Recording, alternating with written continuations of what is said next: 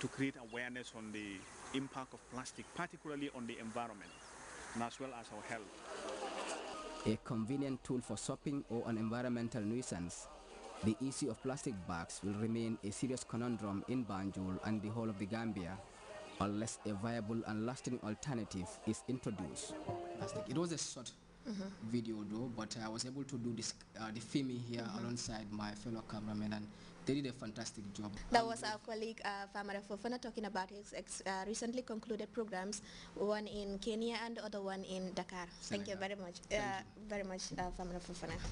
Let's now take a break. Weekend Spectrum returns with the most compelling story of the year.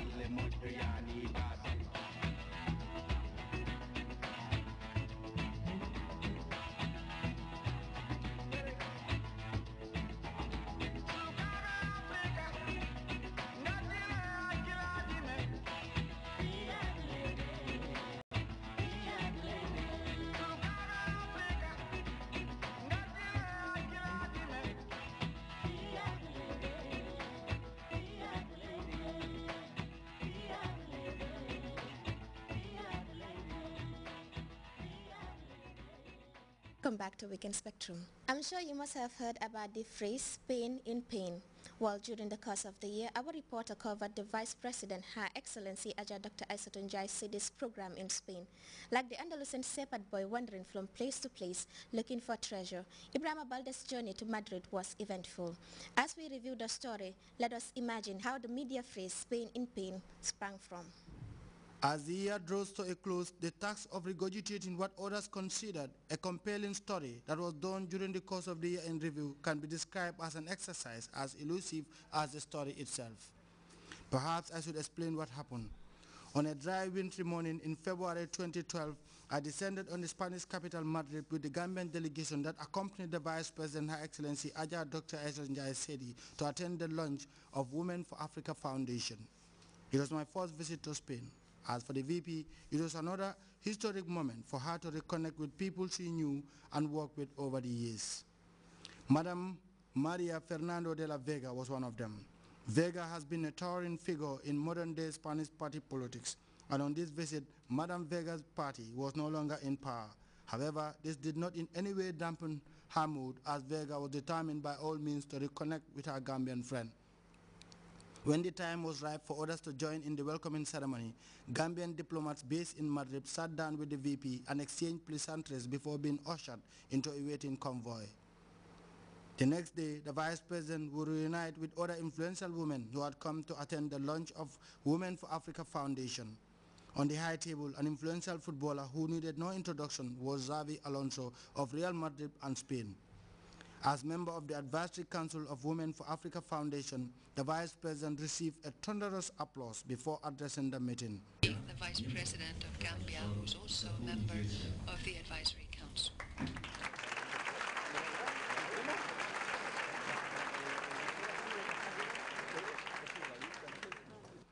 The launch was held at a time the international community was reeling from an economic crisis, and for Spain, this was the beginning, as economic forecasts indicate that Spaniards would have to persevere and swallow bitter pills in the weeks and months ahead. As the crowds were dispersing after the historic launch, one more member of the foundation was momentarily in our camera frame. Unfortunately, Xavi Alonso, we attempted to speak to him. We were told an interview was not possible. In the streets of the capital, our driver Fernando Santos ensured that the steering wheel was effective as we moved around the city to capture key areas. At some point, Santos was too tired, perhaps too hungry or sleepy. In any case, he did not tell me, so I was mute. From the start of our journey, the chock-a-block traffic was irritating. We were driving at breakneck speed. Fernando, however, managed to steal some time to tell us where we were. This is the principal street of Madrid. The name is Avenida Castellana. You can find in here everything, since the Santiago Bernabeu Stadium to Museo del Prado, everything.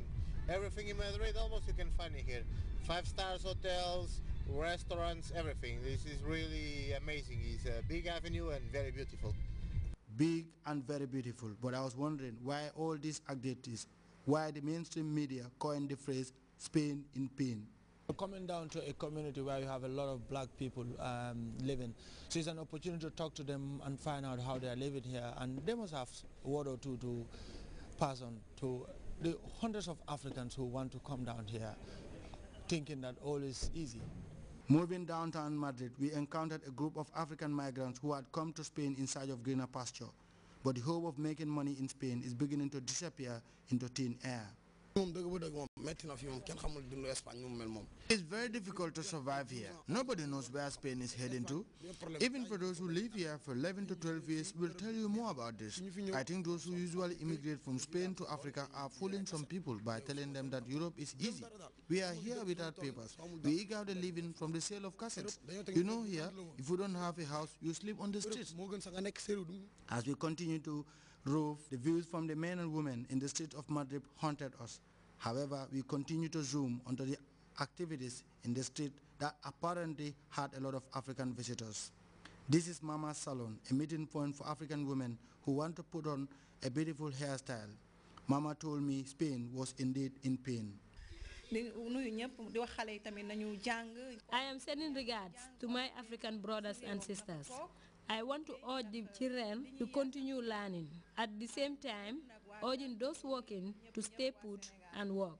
The hope of making money in Spain doesn't exist anymore. I want to advise anyone coming here to arm oneself with vocational skills. If you have skills, it will greatly help. But again, without